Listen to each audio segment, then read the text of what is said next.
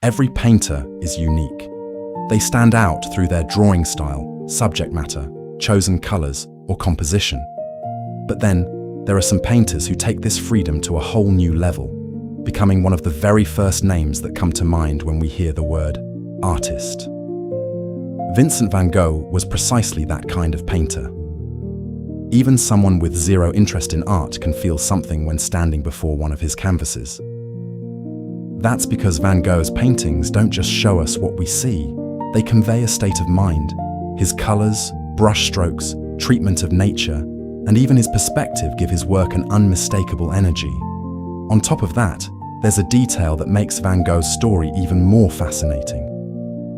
He was around 27 years old when he seriously decided to become a painter, and for the rest of his life, he was able to pursue art professionally for only about 10 years.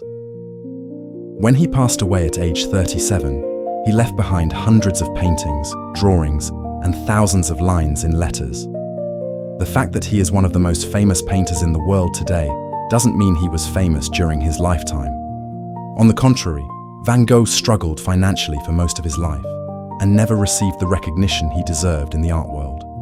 So how did this man, with a career lasting only a decade, become the household name he is today? To understand that, we need to go back to the very beginning. Before becoming a painter, Van Gogh's life wasn't intertwined with art from the start. In his youth, he worked as an art dealer. Later, he turned to different fields like teaching and ministry. He even tried to become a preacher, but that didn't go as planned. He simply couldn't find a path that fit him. Eventually, he decided to become a painter, and that decision was followed by an immensely difficult journey. Because by the time Van Gogh started learning to paint, he was no longer a child. There were artists far ahead of him technically, and he had to start completely from scratch. During this process, one of his biggest supporters was his younger brother Theo. Theo worked as an art dealer and provided Vincent with both financial and emotional support throughout his life. The two brothers wrote to each other regularly. Today, one of the main reasons we know Van Gogh's thoughts, artistic philosophy, fears, hopes, and working methods in such detail is precisely these letters. It was in these letters to Theo that Vincent spoke most openly about art, revealing the core of his artistic view. To him, becoming a good painter wasn't something that happened overnight. It required hard work, patience, and persistence. He even compared his journey as an artist to the work of a farmer or a miner. A farmer plowing his land has to do the exact same work every single day. Sow the seeds. Wait. Plow the field. Wait for the harvest. Van Gogh believed an artist had to work in the very same way. In one letter, he explained that progress was like mining work. It might move slower than expected, but patience and loyalty were essential in such a process. This mindset would stay with Van Gogh throughout his entire artistic life, because he truly was a painter who worked relentlessly. Peasants, labor, and the early Van Gogh. When we look at Van Gogh's early works, we see a completely different painter. The vibrant yellows, blue skies, and swirling brushstrokes we know today were nowhere to be found. Instead, we see paintings dominated by dark brown earth tones. During this period, he focused heavily on the lives of peasants. One major reason for this was the influence of the French painter Jean-François Millet. When Millet painted peasants and laborers, he didn't just depict them as poor people. He saw a sense of dignity in labor, hard work, and everyday life. Van Gogh was deeply moved by this approach. He began observing the lives of peasants himself. He drew people working in fields, women doing housework or sewing, children, farm life, and mundane moments of daily existence. Because to him, there was something vital in their lives: perseverance. Doing the work every day, all over again, pushing forward despite the hardship. These were the exact qualities Van Gogh wanted to see in himself. At one point, he even began viewing himself almost as a peasant painter. He spent time with peasants, observed their lives up close, and drew nourishment directly from their world. Undoubtedly, one of the most important works from this period is the Potato Eaters. there is no grand life in this painting. 5 people sit around a table sharing a humble meal. Hands, faces, table, room. Everything is dark and heavy. Yet Van Gogh's goal was never beauty. It was showing labor and the reality of life. Theo's advice and the changing colors. Then came a major transformation in Van Gogh's art. Theo felt the dark tones in Vincent's works were too heavy and encouraged him to use lighter, brighter colors. Over time, Vincent took this advice to heart. Moving to Paris created a huge turning point in his art. There, he encountered the Impressionists and the new artistic movements of the time. He realized that color was no longer used just to represent objects realistically. Color could create emotion. An object didn't have to be yellow just because it was yellow in reality. If the artist wanted it yellow, they could make it yellow. Van Gogh started doing exactly that. He wasn't using color to copy reality, but to express himself. In a letter, he explained that rather than copying what was right in front of his eyes, he wanted to use color more freely to express himself more powerfully. This was where part of what makes Van Gogh emerged. Color was no longer just a tool. Color itself had become part of the narrative, and from that point on, yellow would become one of the most characteristic colors of his art. Van Gogh and yellow. Looking at Van Gogh's works, you can find yellow everywhere, in wheat fields, in houses, in sunlight, in flowers, in sunflowers, and often, opposite that yellow, there is a powerful blue. This was no coincidence. Van Gogh understood how complementary colors empowered each other. He consciously used contrasting pairs, like red and green, blue and orange, yellow and purple. That's why when you look at his canvases from a distance, the colors almost seem to vibrate. And for a painter who loved yellow and nature, could there be a better subject? Wheat fields and the cycle of life. Van Gogh painted wheat fields repeatedly across different stages of his career, not just because he found the landscapes pretty, but because wheat represented life itself. A seed falls into the soil, the plant grows, it matures. Finally, it is harvested. But the cycle doesn't end there. New seeds fall into the ground, and life begins anew. Van Gogh connected human life with this cycle. We are all born, we grow, age, and eventually die. Just like the wheat in the field. That's why wheat fields in his work aren't just landscapes. They are a metaphor for life. Van Gogh's brushstrokes also became increasingly distinct in these works. He applied paint to the canvas in thick layers, a technique known as impasto. Instead of hiding his brushstrokes, he left them visible, giving his paintings not just color, but a physical sense of motion. We can easily see these powerful strokes in Wheatfield with crows, for instance. However, a small detail needs correcting here. This work dates to 1890, near the very end of his career, and was created in Auvers-sur-Oise, France. So it shouldn't be thought of purely as a work from his Provence period. Flowers and sunflowers. Another reflection of Van Gogh's fascination with nature was flowers. Roses, irises, lilacs, and of course, sunflowers. Sunflowers in particular became almost synonymous with his name. Yet, looking a bit closer at the flowers, you realize Van Gogh wasn't just painting beauty. Some flowers are full of life. Some are starting to wither. Some have already dried up. Which brings us back to the same idea. Life is a cycle. Beauty isn't permanent. Vitality comes to an end one day. Yet, after everything that ends, a new beginning can follow. So Van Gogh's flowers aren't just pretty flower paintings. You can also see the passage of time in them. The Night Cafe, Van Gogh's darker side. Van Gogh's colors weren't always cheerful. One of the most striking examples of this is the Night Cafe. In this work, he painted a cafe that stayed open all night, a place where people pushed to the margins of society might gather, and he intentionally wanted to create a disturbing atmosphere. Harsh contrasts like red and green make the scene feel uneasy. The perspective is also unconventional. The space seems to tilt toward us, with tables and walls drawing strangely closer. Van Gogh remarked that he tried to express the idea that the cafe was a place where one could ruin oneself, go mad, or commit a crime. he used colors to amplify this psychological impact. Yet another work, created around the same period, carried a completely different mood. Café Terrace at Night. Here, instead of the tension created by red and green, we see a more peaceful harmony of yellow and blue. Same artist, similar setting, yet a totally different atmosphere. Few examples showcase how deliberately Van Gogh used color better than this. Paul Gauguin, and the breaking point. One of the most important figures in Van Gogh's life was Paul Gauguin. The two painters began living together in Arles in 1888. Van Gogh wanted to learn from Gauguin's experience and also didn't want to be alone. However, their personalities and artistic visions were vastly different. Their time together was short-lived. Arguments grew frequent, and during a major crisis in late 1888, Van Gogh cut off a large portion of his left ear. He was hospitalized after the incident, and Gauguin left Arles. The common narrative that Van Gogh severed his entire ear is inaccurate.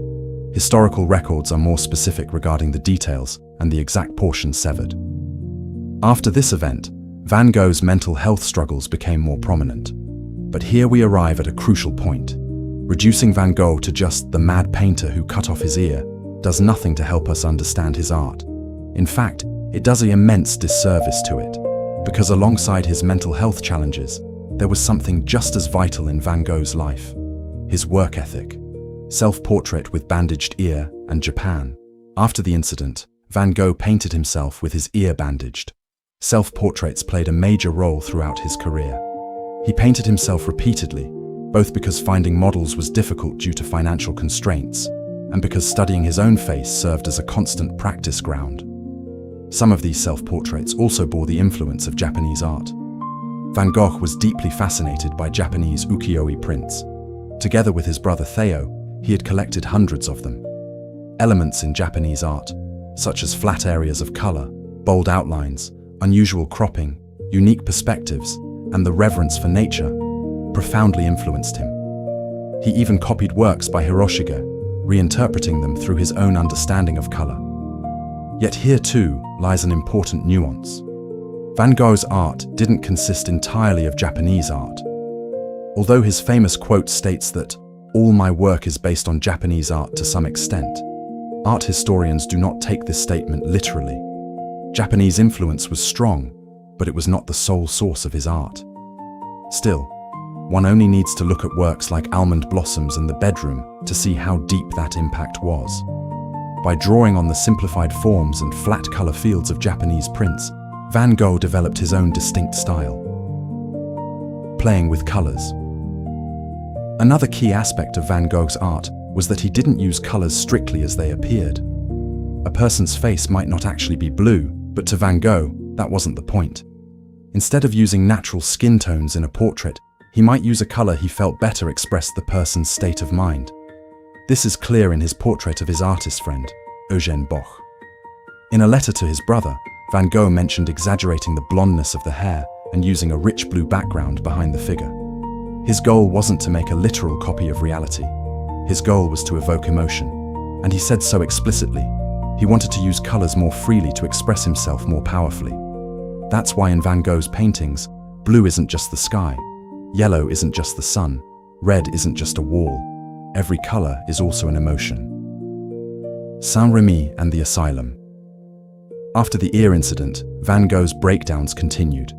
In 1889, he voluntarily checked himself into the Saint-Paul-de-Moselle Asylum in Saint-Rémy de Provence. When we think of a 19th century asylum today, dark, terrifying places with awful conditions often come to mind. Yet the institution where Van Gogh stayed was quite different. Nestled in nature, it allowed Van Gogh to paint, even providing him with a dedicated space to work. And he spent an extraordinarily productive year there, creating numerous paintings and drawings. Interestingly, one of his greatest masterpieces emerged during this exact period, the Starry Night. The Starry Night. Looking at the Starry Night, the first thing that catches the eye is the sky, the moon, the stars, and massive swirly movements sweeping through the night sky. It feels less like a static landscape and more like a living, dynamic organism. Van Gogh painted this scene based on the view from his window in Saint-Rémy. but he didn't make a literal copy of what he saw. For instance, the village in the painting wasn't a direct copy of the landscape outside. His imagination played a role here. Gauguin's influence, encouraging Van Gogh to use imagination rather than strict direct observation, may have played a part in this approach. One of the most remarkable details in the sky is the large, bright object just to the right of the cypress tree. In his letters, Van Gogh mentioned the morning star. Researchers note that Venus was exceptionally bright during that time in 1889 and easily visible to the naked eye. So what Van Gogh described as a star was very likely Venus, adding a lovely layer of realism to the piece. He transformed the sky through his imagination, but his starting point was a real night sky. Madness or art? One of the most popular myths about Van Gogh goes like this. Van Gogh was mentally ill, and his suffering is what made him a great artist. It's a romantic story, but the truth is far more complex. It is inaccurate to say that mental health struggles fueled Van Gogh's art. On the contrary, his crises often directly prevented him from working. Even in Saint-Rémy, alongside periods of intense production, there were times he couldn't paint at all due to his condition. Art history sources consistently emphasize that his productivity and his psychological struggles should be evaluated separately. Attributing Van Gogh's success to madness is a huge mistake, because doing so erases his hard work.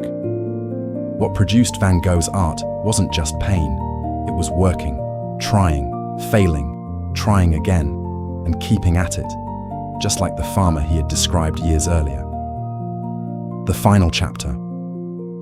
After leaving Saint-Rémy, Van Gogh moved to Auvers-sur-Oise. There he continued to work at an astonishing pace. Fields, houses, portraits, gardens, skies, crows, nature, and human faces. Yet his psychological state grew increasingly fragile.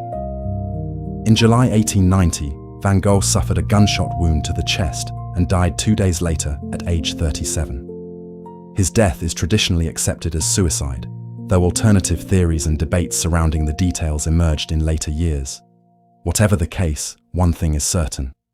When Van Gogh died, he was nowhere near the level of fame he holds today. So what remains?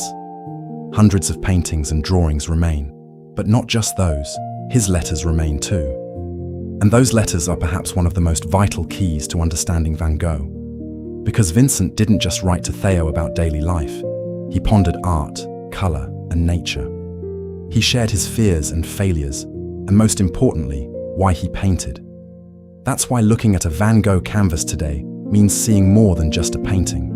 We glimpse the mind of the person who created it. Theo's role in this was monumental. He carefully preserved Vincent's letters, supported his art, debated with him, gave advice, and sustained him financially. Theo passed away in 1891, just months after Vincent. The person who ensured Van Gogh's works and letters reached a broader audience was Theo's wife, Johanna van Gogh-Bonger. Johanna exhibited Vincent's paintings, contributed to publishing his letters, and dedicated years to gaining recognition for his art. If we know Van Gogh's life and work in such detail today, we owe immense credit to Theo and Johanna. The myth of the suffering artist. This brings us back to another common misconception about Van Gogh. A true artist must suffer. Art is born from pain. The more you suffer, the greater the artist you become. Van Gogh is often cited as a prime example of this belief. Yet there is a far more valuable takeaway from his story. What made him a great artist wasn't that he suffered, it was that he kept working despite all the hardship. Looking at Van Gogh's life, we see the same pattern over and over. He fails. He tries again. His paintings don't turn out as intended. He keeps working. He faces financial hardship. He keeps working. He suffers psychological crises. Once recovered, he works again. He feels inadequate, yet he paints anyway. Perhaps that is his true story. Not that pain creates art, but that art helps one endure the pain. Final words. In a letter, Van Gogh described himself as feeling like a nobody in the eyes of society. Yet he also expressed a hope that one day, through his work, he might show what lay inside his heart. Looking back today, we see that he truly succeeded. He didn't receive the recognition he deserved in life, but his work spread across the world after his death. Today, we can walk into a museum and instantly recognize his paintings in a matter of seconds. A yellow sky, a blue night, swirling stars, sunflowers, wheat fields, and thick, energetic brushstrokes. All of these have become some of the most recognizable images in art history. Perhaps the greatest irony of Van Gogh's life lies right here. He spent his life feeling misunderstood, yet the art he left behind helped millions of people express themselves. And maybe the most beautiful lesson to draw from Van Gogh's story is this: sometimes a person may not see the true worth of what they are creating. Sometimes results arrive far later than expected. Sometimes those around them fail to understand. But that doesn't mean what they are doing is worthless. In Van Gogh's own words, sometimes a person can only find themselves by continuing to work. And perhaps what made Vincent van Gogh truly great was not the pain he endured, but the fact that he kept working through it all.